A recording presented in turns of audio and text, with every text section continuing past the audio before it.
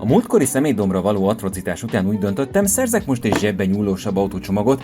Egy gyűjtőbe futottam bele az interneten, aki kifejezetten jó állapotú masinákat kínált.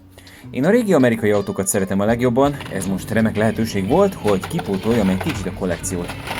Azt hiszem, ez eddig a legdrágább használt autópak, amit valaha vásároltam. 18 000 forintot fizettem mindössze 13 autóért, ami nagyon meredek, majdnem 1400 forintra jön ki egyetlen kocsi átlagára. Nézzük hát meg, mit vásároltunk. Unboxing, bemutató. Közben pedig arra is kíváncsi vagyok, hogy szerintetek megérős volt ez a pak, írjátok ezt meg kommentben.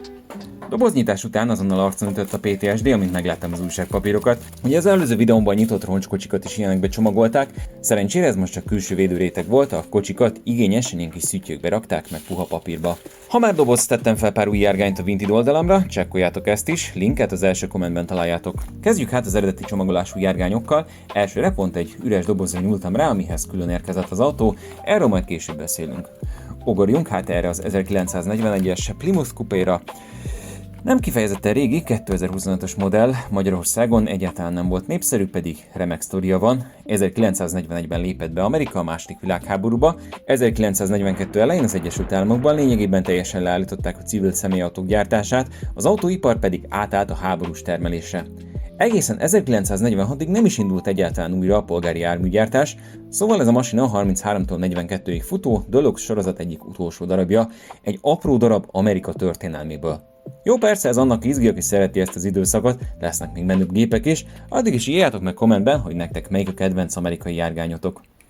Folytassuk hát egy klasszikus 1966-os Dodge Chargerrel, a legelső 2022-es narancssárga kiadás. Szerintem erről az autóról 10 emberből 9-nek rögtön a Hazard megye lordjai ugrik be, bár a 01-es szám és a konföderációs csatazászló természetesen hiányzik róla. Na de fontos hangsúlyozni, itt most nem a PC rendőrség csapott le, Lee tábornok egy második generációs 1969-es Charger volt, ez viszont egyen régebbi első generáció. Ennek a gépnek elsősorban azért van értéke, mert ez volt a legelső Charger. Ezzel a járgánnyal indult a kisebb-nagyobb megszakításokkal mai napig gyártott izomautó széria története. Szóval lám, ez az első fejezete a valódi Chargernek, és az első fejezete a Matchbox 66-os Charger történetének is. Na látjátok, mondtam, hogy lesznek izgalmasabb, értékesebb autók is, íme egy 2015-ös kiadású 1969-es Cadillac Sedan DeVille Matchbox eredeti makulátlan csomagolásban. Amellett, hogy ez az autó iszonyatosan jól néz ki, különösen értékessé teszi, hogy 2021 óta nem gyártja már a Mattel a 69-es Sedan DeVille-t, sőt 2016 óta egyáltalán nem jelent meg mainline szériában. Eredetileg azt terveztem, hogy kibontom, mivel nem blisterben gyűjtöm az autókat, de végül úgy döntöttem, hogy ez a 2010-es szürke Sedan DeVille árválkodik majd még egy kicsit, ezt a régebbi generációs csomagolást inkább nem akarom tönkretenni. Gyorsan ki is végeztük az eredeti csomagolásos kocsikat, jöjjön hát a zsákba macska, folytassuk a bontott autókkal. Menjünk tovább egy újabb Cadillac-kel, az 1941-es 62-es sorozattal, régebbi 2021-es kiadás. Szerintem ez egy gyönyörű szép kocsi, főleg ebben a vajszínben, de Magyarországon valószínűleg nem sokan osztják ezt a véleményt, vettem már ilyen autót 300 forintért is. Ezért is szeretek amerikai autókat gyűjteni, szerintem nagyon magas esztétikai értékük van, és nem kell értük élethalál harcot vívnom reggel 6-kor egy Lidl játék szekciójában. Na most jöjjön két olyan autó, amire szerintem a magyar gyűjtők nagy része azt mondaná, hogy semmi extra, az én boomer ízlésemnek viszont mindkettő gyönyörű. Az első egy 1975-ös Chevy Caprice zöld színben, ebben a festésben többször is megjelent, legutóbb épp 2025-ben. Van már ilyen autóm itthon, ráadásul kék színben sokkal jobban néz ki, de van, hogy a kedvenc autóimból többet is veszek, ha úgy alakul, ez pedig abszolút kedvenc. Hasonló cipőben járunk ezzel a 79-es Chevy Novával, 2021-es kiadás, pont azt teszi gyönyörűvé, hogy igazából teljesen átlagos. Az ilyen gépek engem erős gyerekkori nosztalgiával töltenek el. Amikor én kisrác voltam, kizárólag ehhez hasonló formatervezésű autók jártak még az utcákon. Na, következik ismét egy ősrégi amerikai klasszikus, egy 33-as Plymouth PC. Ez egy nagyon rövid ideig, mindössze 5 hónapig gyártott autó volt, körülbelül 60 000 darabot építettek belőle, mielőtt tovább gurultak volna a PCXX, illetve PD modellekre. Érdekes, hogy a Mattel ezt a gépet több évben újra és újra kiadta, annak ellenére, hogy nem volt annyira népszerű, ugyanebben piros színben.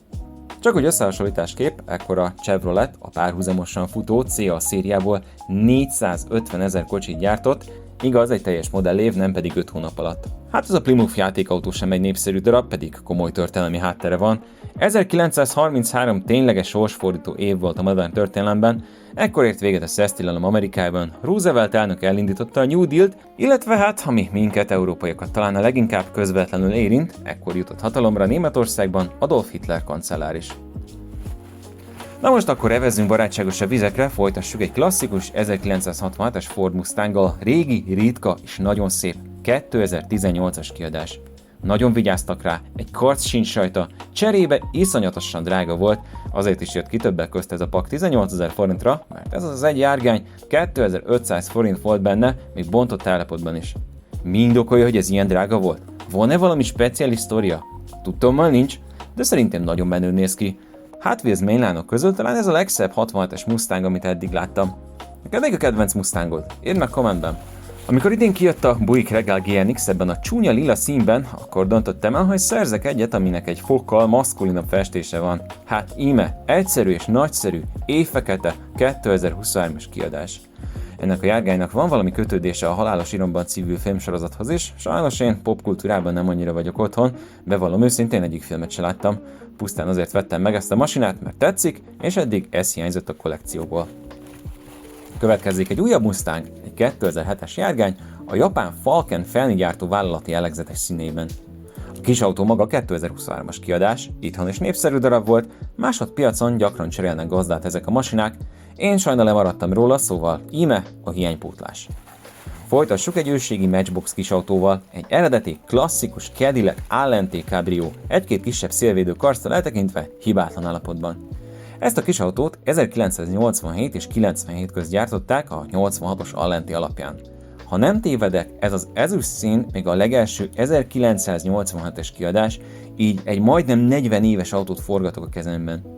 Fun fact, az eredeti autót a legendás olasz Pininfarina tervezőiroda vázolta papírra, ennek ellenére nem volt túl népszerű, 1993-ban alig több mint 21 000 Allente legyártása után teljesen beszüntették a szériát. Az utolsó előtti autónk egy 1957-es Ford Thunderbird, Matchbox 2020-as kiadás, rózsapiros színben.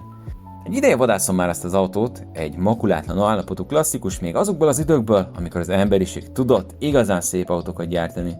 Szerintem egyébként a Thunderbird majdnem végig egy fantasztikus jó kinéző járműszéria volt, valahogy a 9.-10. generáció körül rontották el, nézzétek meg, azért szerintem elég komolyan veszített az esztétikai értékéből, és végeredményében ez meg is pecsételte a modell sorsát. Végül pedig elérkeztünk ahhoz a kocsihoz, aminek a dobozát a videó elején is láttuk, egy 1934-es Chevy Master Coupé kék szín 2022-es kiadás.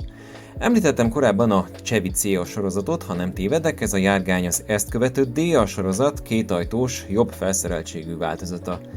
Érdekes az elején a méretes Chevrolet embléma, a Master Coupé orrán ekkor még erőteljesen más logó dizájn virított, nem tudom, hogy a változtatás oka itt a marketing volt, vagy egyszerű praktikai megoldást látunk. Na, ki is végeztük ezt az autópakkot? Felmerül hát a kérdés, hogy sok volt-e ezért 18 000 forintot kiadni. Hát, attól függ. Annyira hajmeresztő ritkasságok talán azért nem voltak benne, egy német vagy olasz autókra koncentráló gyújtő valószínűleg csak legyintene az egészre. Nekem viszont ezek a kocsik eddig hiányoztak a gyűjteményemből, most egy helyről, egy gyűjtőtől be tudtam őket szerezni, számíthattam arra is, hogy annak ellenére, hogy nagyrészt bontott járgányok, kiváló állapotban lesznek. Szóval igen, innen-onnan fellelt állapotban valószínűleg be lehetett volna szerezni ezeket a masinákat olcsóban is. Nekem ez így most kényelmes volt, összességében elégedett vagyok. Tudod, mindig azt mondják, hogy azokat az autókat vedd meg, amelyek tetszenek. Hát, én most pontosan így tettem. A következő videóban egy régi Matchbox pakkot fogok unboxolni, amiben megbújt egy-két érdekes meglepetés is. Aztán pedig megnézzünk egy izgalmas lengyel autópakkot. Ha nem akartok ezekről a videókról lemaradni, iratkozzatok fel és kapcsoljatok be az értesítéseket. Köszönöm, hogy itt voltatok, a következő videóig áldott szép napot kívánok!